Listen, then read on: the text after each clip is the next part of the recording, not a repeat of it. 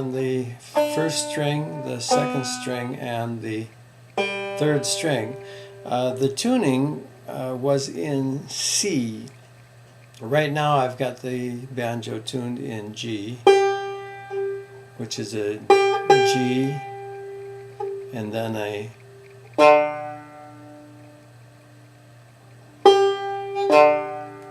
G, D, G, B, and D. To do the C tuning, you simply lower the fourth string down to a C from a D. What makes thirds so easy to use is that the third string and the second string are already in a third relationship,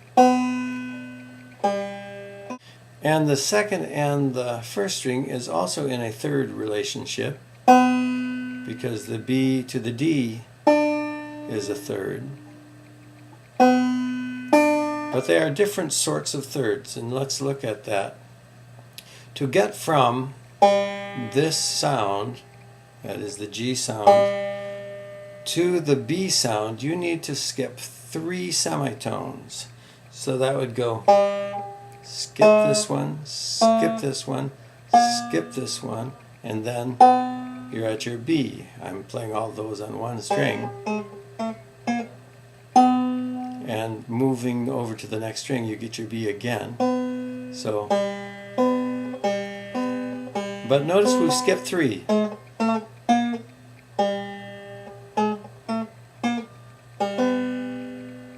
That makes it a major third, because a major third omits 3 semitones between the 2 played notes. Contrast that with the second and first string. There I only have to skip 2, and then I reach the third note that I want to play. Here it's on one string, skip 2, play the third note. That's the note that's available open on the first string. Since I'm only skipping 2, that's a minor third. This is a major third, and this is a minor third. So major third, minor third. And actually a major chord is made up of a major third with a minor third above it. But we're going to look just at the concept of the thirds just now. The relationship between the second and the first string then is a minor third. But if I raise the pitch of the first string by 1 fret, then I make it a major third. You can hear that because skip, skip, skip, and then I reach this note, which is the same as this one. So you can change on the first and second strings a minor third to a major third by raising the first string's pitch a half note. Now I'm going to do that by covering both strings, getting what is then a C minor, putting this second finger down to get the C major third. Here's the C minor third, here's the C major third. And notice that because I can put this finger over 2 and then make this major, I can do that all the way up the fretboard.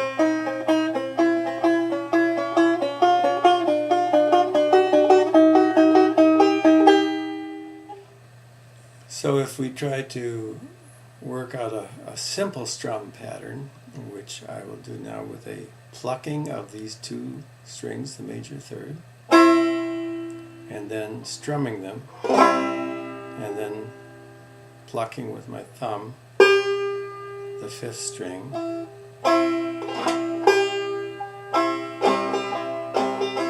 I can get a speed going.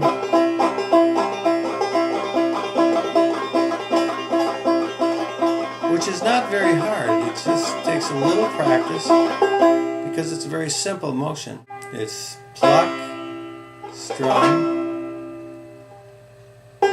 pluck the 5th string. Just, and then speed it up.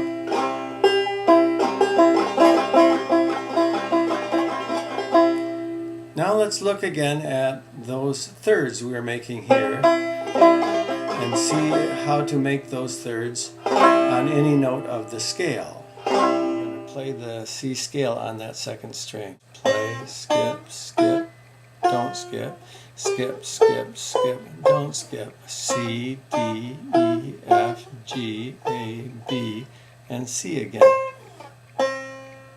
Now let's look what happens when we do the thirds that match that. Making majors into minors will give us the whole C scale on the 1st and 2nd strings. Major, minor, minor, major, major, minor, minor, major. And then if we do that as a strum, there's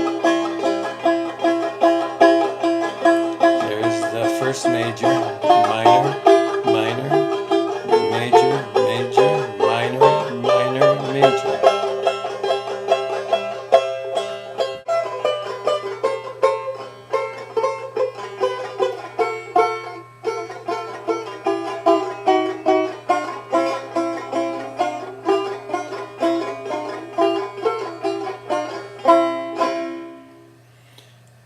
You can move from working with your thirds on the 3rd and 2nd string to working on your thirds with the 2nd and 1st string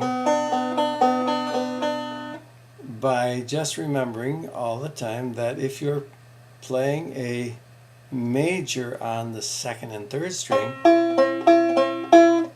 you lower the 2nd string to make it minor. If you're playing a minor on the 1st and 2nd string, you raise to make a major. Now, if you go to the 3rd and 2nd string and make a C, E, straight across, that is the same as if you make on the 1st and 2nd string the formation C, E. Here you're raising the 3rd, here you're allowing the 3rd to be straight across. So that's a transition place.